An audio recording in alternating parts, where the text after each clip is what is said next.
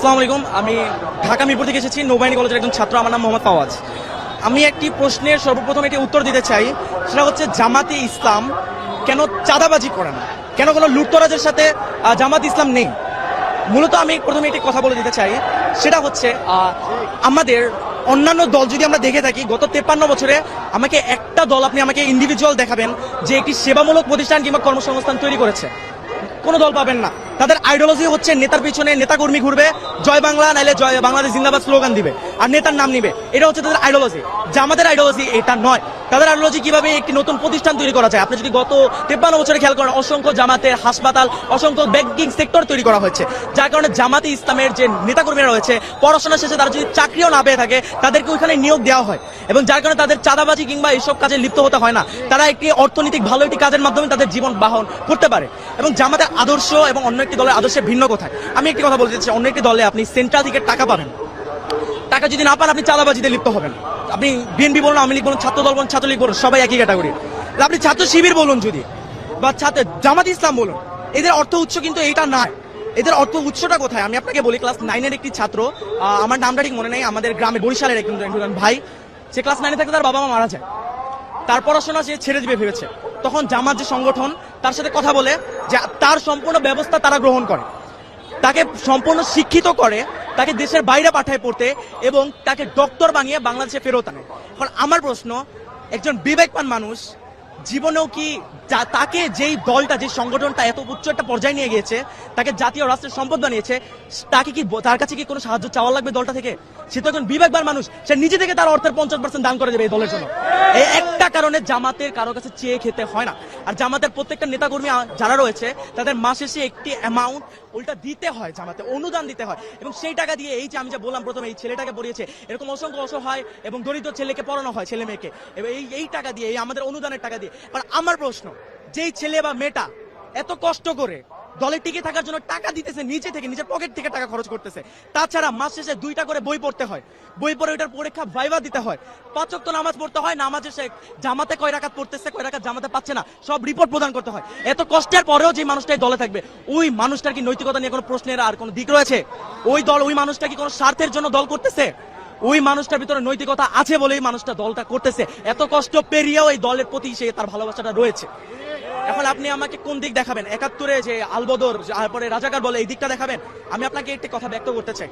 হযরত উমর রাদিয়াল্লাহু তাআলা আনহু, তিনি যখন ছিলেন, তিনি কিন্তু মুসলিম ছিলেন না, তিনি কিন্তু ইসলাম ধর্ম গ্রহণ করেন নাই।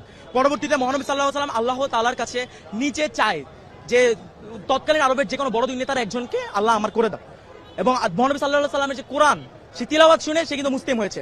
এখন কি আপনি তার পাস্টের সাথে তার প্রেজেন্ট তুলনা করবেন? আপনি এতই মূর্খ হয়ে গিয়েছেন? আপনি চেতনা ব্যবসা করবেন? আওয়ামী লীগ এক দল বলে গিয়েছে, তারা এখন কোথায়? তারা এখন ভারতে। এরপর আরেক দল যারা এখন বর্তমানে বলছে, তারা কোথায়? তার নেতা লন্ডনে। যেই দলটাকে বলে, সেই দলটা কি পাকিস্তানে গিয়েছে? সেই দলটা যায়নি, সেই দলটা ফাঁসির মঞ্চে হাসি মুখে দাঁড়িয়ে গিয়েছে। আপনি যদি আরো বলেন, এই যে 71-এর কথাই আমি ধরি, যদি আসলেই জামাতে ইসলাম রাজাকার হয়ে থাকতো, কেন মুজিবের সময়, জিয়াউর রহমানের সময় এই জামাতের কোন নেতাকর্মীকে রাজাকার বলে শাস্তি দেওয়া হয়নি?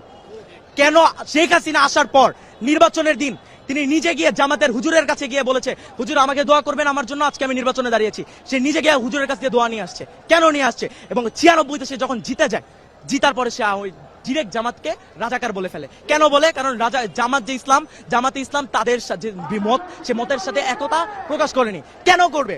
তারা তো ভারতপন্থী। ভারত আমাদের সাহায্য করেছে, কেন করেছে? ইন্দিরা গান্ধীকে যখন প্রশ্ন করা হয়, সে একটি উত্তর দেয়, মাথার এক পাশে ফোড়া হলে আপনি অন্য পাশে ঘুরে ঘুমাতে পারবেন, যখন দুই পাশে ফোড়া হয় আপনি ঘুমাতে পারবেন না। এর মানে কি বুঝতে পারছেন? আপনার যখন দুই পাশে ইসলামিক রাষ্ট্র হবে, তখন আপনি থাকতে পারবেন না। হিন্দুত্ববাদ আপনি ছড়াতে পারবেন না, পুরো বিশ্বে আপনি মঞ্চতে প্রকাশ করতে পারবেন না। সেই কারণে তারা বাংলাদেশের সাহায্য করে। এবং তারা আমার কোন সাহায্যটা করেছে? আমার দেশে কি ওই 40-50 টাকার পেঁয়াজ আর রসুন দিয়েছে, এই আমার সাহায্য?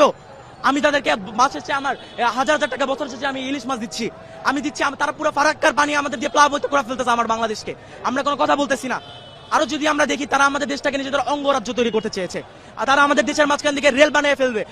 আমাদের ইতিহাস যা বলে, একটা রাষ্ট্র এরকম ভাবে যখন একটা দেশের মাঝখানে চলে আসে, ওই রাষ্ট্রের ওই ইন্ডিভিজুয়াল ওই জায়গাটা ওই রাষ্ট্রের আওতায় থাকে না, ওইটা যেই দেশের আওতায় চলে যায়, যেই দেশের বানায় ওই দেশের আওতায় চলে যায়। এবং তারা এই ভারতের দালাল ছিল। এবং আমি আপনাকে এখন আমার এতক্ষণের কথা সবচেয়ে বড় পয়েন্ট এখন করবো, বিএনপি।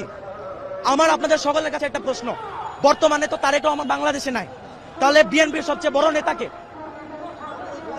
মির্জা ফখরুল। এখন আমি বলতে হাসি পাচ্ছে আমার। মির্জা ফখরুল যদি দেশের সবচেয়ে বড় নেতা হয় বিএনপির, তাহলে গত 3 মাসে কেন মির্জা ফখরুলকে কোনো টক শোতে কিংবা কেন কোনো মিডিয়া ফেস করতে দেখা যায়নি? দেখা গেছে কাকে? সালাউদ্দিন সাহেবকে। এখন আপনারা যারা পলিটিক্সের ভিতরে আছেন বা থাকেন তারা জানেন গত 10 বছর সালাউদ্দিন সাহেবকে ভারতে বিলাসবহুল ভাবে 3 স্টার প্লাস রিসর্টে রাখা হয়েছে, তাকে সম্পূর্ণ সুযোগ সুবিধা দেওয়া হয়েছে, তাকে সেটিং করা হয়েছে ভারতীয় দালাল প্রথায়। তাই সে হচ্ছে, আমি নিজের মুখে বলবো, আমি জানি না আমি এটা বলার পর আমি বাঁচবো কিনা, আমি আমি আমি আল্লাহর আইনে আল্লাহর জমিনে দাঁড়ায় বলবো বিএনপি হচ্ছে ভারতের দালাল, ভারতের দালাল, ভারতের দালাল। এবং যারা বিএনপির ভারতে সাপোর্ট করে না, যারা রয়েছে, যারা বিএনপির ভারতে সাপোর্ট করে না, যেমন ইলিয়াস আলী, বাবর, তারা এখন কোথায়? আমার প্রশ্ন, তাদের কি বিএনপি কি সামনে আনছে? কেন আনছে না? কারণ বিএনপি তাদেরকে আনতে দিবে না, তারা ভারতপন্থী না, তারা ভারতের বিরোধী, এবং ভারত আর বিএনপি এটা চায় না। তারা এখন এক হয়ে গিয়েছে, 2 সাপের 1 বিষ, আওয়ামী লীগ আর ধানের শীষ। সর্বপ্রথম আমি একটি কথা ব্যক্ত করতে চাই, একটি সমাবেশ অসংখ্য মানুষের একটি জোটের একটা স্থান। এখন আমরা যখন একসাথে এতগুলো মানুষ একসাথে জড়ো হই, কারো না কারোর সাথে গায়ে টাচ, যে জিনিসটা ফিজিক্যালি, এই জিনিসটা হবে।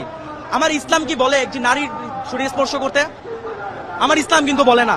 কিন্তু আপনি যদি ইরানের ব্যাপারটি দেখেন, ইরান একটি ইসলামিক রাষ্ট্র, ইসলামিক শাসন প্রতিষ্ঠা হয়েছে তাদের দেশে। তাদের দেশে কি নারীরা উন্নত না? তাদের দেশে নারীরা চাকরি বাকরি করছে না? তাদের দেশ এতটাই উন্নত, তারা এতটাই শক্তি সম্পন্ন, তাদের ভিতরে ইসলামিক যে এতটা জ্ঞান ধারণা রয়েছে, তাদের আল্লাহর প্রতি ভয়ভীতি রয়েছে, তারা ডিরেক্টলি ইউএসএ এন্ড ইসরায়েলকে চ্যালেঞ্জ করতে পারে। বাংলাদেশকে বলেন, বাংলাদেশ তো ভারতের বিরুদ্ধে দাঁড়াতে পারবে না। কখন পারবে? যখন জামাতে ইসলাম এই দেশের জাতীয় সরকার গঠন করবে, তখনই যে আজ একমাত্র পারবে। কারণ জামাতের যে প্রত্যেকটা নেতাকর্মী বলেন, এদের আসলে ভয় নেই, এরা ফাঁসির মঞ্চে হাসি মুখে দাঁড়াতে পারে, এরা খালি আল্লাহ ছাড়া কাউকে ভয় পায় না। আপনি যদি ইতিহাস দেখেন, এটা ইতিহাস আমাদেরকে বলে। এবং আপনি নারীর কথা ব্যক্ত করছেন, নারী আগিয়ে যাচ্ছে অবশ্যই, কিন্তু ধ্বংসের দিকে। বর্তমানে যেটা যুগে হচ্ছে, আপনি জায়গায় জায়গায় দেখবেন অশ্লীলতা ছড়িয়ে যাচ্ছে। সে অশ্লীলতা থেকে মুক্তি পেতে হলে জামাতকে সরকার আনতে হবে। কিন্তু তাই বলে এই নয় যে জামাত আসলে নারীরা অধিকার পাবে না, নারীরা অধিকার পাবে। আপনি যদি হিন্দু হয়ে থাকেন, আপনি আপনার ধর্ম পালন করতে পারবেন, অসুবিধা নেই।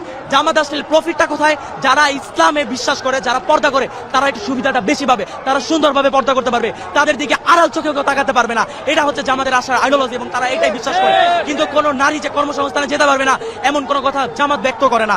আপনি যদি আমাকে দেখাতে পারেন জামাতের একটি খুঁত যদি আপনি আমাকে দেখাতে পারেন, আমি নিজে বলছি আমি ওই দিন থেকে জামাতের সাপোর্ট করা বন্ধ করে দিব।